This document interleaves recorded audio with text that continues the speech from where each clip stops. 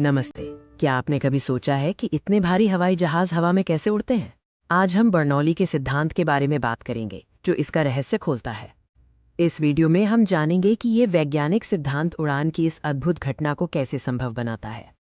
आइए सबसे पहले इस बड़े सवाल पर विचार करें। हवाई जहाज इतने भारी होकर भी कैसे उड़ते हैं, गुरुत्वाकर्षण के बावजूद? जवाब बर्नौली के सिद्धांत में छिपा है। तो ये सिद्धांत क्या है?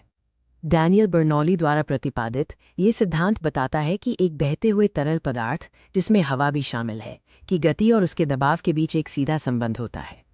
ये सिद्धांत तरल पदार्थ की गति, जैसे कि हवा, और उसके द्वारा लगाए गए दबाव के बीच के संबंध को स्पष्ट करता है। सीधा नियम यह है, जहां तरल पदार्थ की गति तेज होती है वहां दबाव कम होता है, और जहां गति धीमी होती है वहां दबाव अधिक होता है।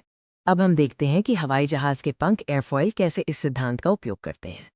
हवाई जहाज के पंखों का एक विशेष क्रॉस सेक्शन आकार होता है, जिसे एयरफॉइल कहा जाता है। यह आकार वायु प्रवाह को नियंत्रित करने के लिए महत्वपूर्ण है। पंख के ऊपर का भाग अधिक घुमावदार होता है, जबकि नीचे का भाग लगभग सपाट होता है। जब हवा पंख से टकराती है तो वो दो हिस्सों में बंट जाती है। ये विशेष डिजाइन उत्थापन बल या लिफ्ट बनाता है, जो विमान को ऊपर उठाता है। घुमावदार ऊपरी सतह के कारण हवा को पंख के ऊपर तेजी से यात्रा करनी पड़ती है।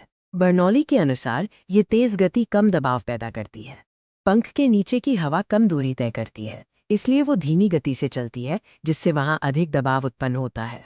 पंख के ऊपर कम दबाव और नीचे अधिक दबाव होने के कारण एक उत्थापन बल, लिफ्ट फोर्स, नीचे से ऊपर की ओर धकेलता है, जो हवाई जहाज को ऊपर उठाता है।